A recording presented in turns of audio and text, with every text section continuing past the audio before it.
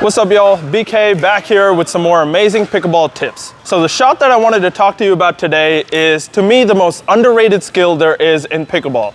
It's something that's often overlooked and not really practiced because people don't talk about the shot as much as they should.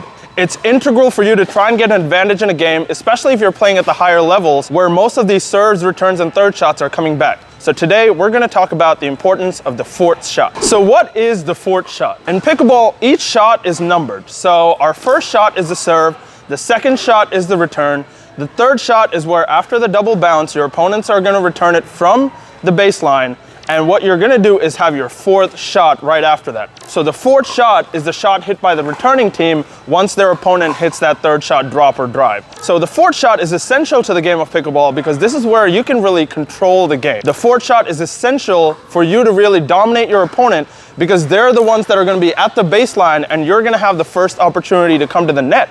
So while you're at the net, what you do with that fourth shot is extremely important for you to control the point. So what happens most of the time is once the serve and return happens, on that third shot, your opponent is either going to drop the ball or drive the ball. These are really the two major options that they have. If you hit a good return towards the baseline, since they need to let the ball bounce, they're going to be stuck at that baseline for that third shot. So if they drop or drive that ball, they're going to start at the baseline and try to work their way up. So what you need to do on your fourth shot is control the point. Whether that ball is coming to you as a drop or a drive, if you have the opportunity to keep your opponent's back, that should be your number one goal on the fourth shot. If you have the opportunity to stand at the net and keep your opponents deep, that's going to give you the best chance of winning the point. This is where the fourth shot is so essential. It really helps you either take the ball out of the air or block those drives deep so that you can keep your opponents back and catch them while they're moving up. If you can catch your opponent while they're still moving or running, it's going to be extremely hard for them to hit that next ball. So here's what we're going to do on our fourth shot. So first off, we're going to talk about what we're going to do if your opponent hits a third shot drop. When your opponent hits a third shot drop, that ball is going to be lofty coming over the net, either bouncing in the kitchen or a ball that you can take out of the air. What you want to do on this ball is try to catch your opponent on their back foot or while they're moving in. So once they hit that drop, the earlier you can take that ball and push them deep, the better it is for your chances of winning the point. So what you're going to do is if you see that ball being lofted very high and you can take that ball out of the air, you're going to use your rolls on your forehand and backhand side to keep them deep. If you see them running in, aim for their feet and try to hit them as they're moving up to the net. It can be either of them, doesn't have to be the person that hit the drop. It can also be their partner. As long as either of those people are back, you can hit their feet and catch them while they're moving in. Here are a few examples of how we're going to hit the fourth shot.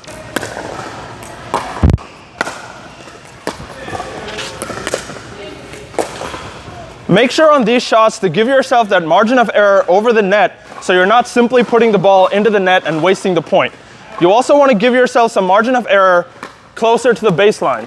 So rather than aiming all the way to the baseline, try to aim about 3/4 of the court inside. Once you aim about 3/4 of the court deep, you're going to be able to hit that ball in even if you miss your target by a little bit. This is going to give you the best opportunity to keep your opponent deep and really work the point the way you want to.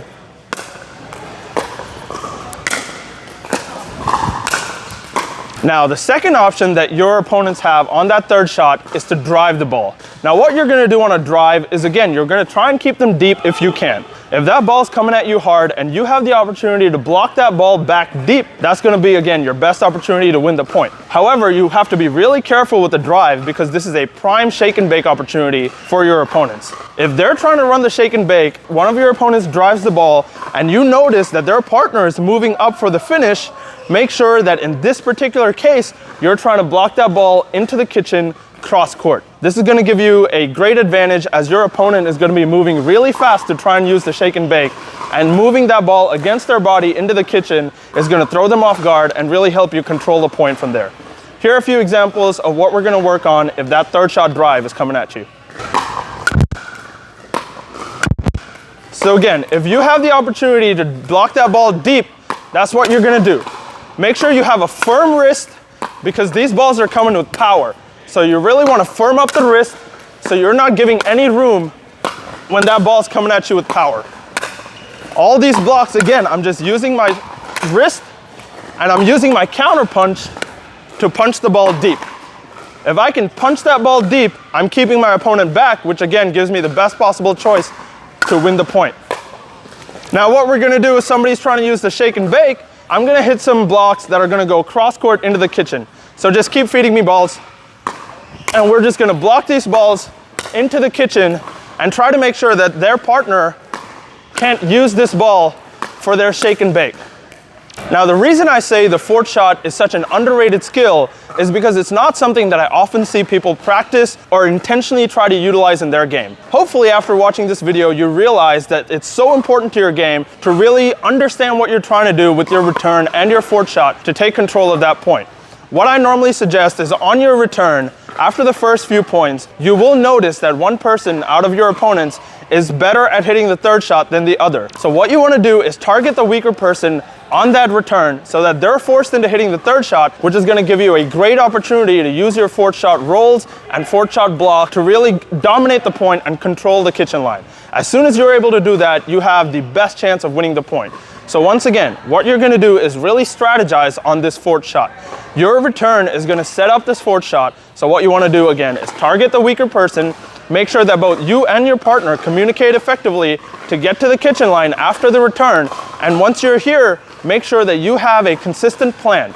If that person is going to drive the ball at you, make sure you know whether you're going to go for the counter volley or the block volley. Once you decide that, if your opponents are good at the shake and bake, use the block volley, and if your opponents are less mobile and tend to stay at the baseline, use the counter volley to keep them deep. If your opponents, however, are going to drop the ball, again, your best bet here is to contact that ball early, use your rolls and your topspin to really push them backwards. While they're moving into the kitchen line and stuck in the transition zone, you have a significant advantage on the court. So make sure that you're utilizing that advantage by using those rolls to target their feet and push them onto their back foot, forcing balls to pop up or uncontrolled shots that you can easily put away. As always, make sure to go practice these shots whenever you go out to drill or even during games so that you take your game to the next level. As always, I've been BK, and you can follow me at BK_pickleball on Instagram, and make sure to subscribe below to my channel.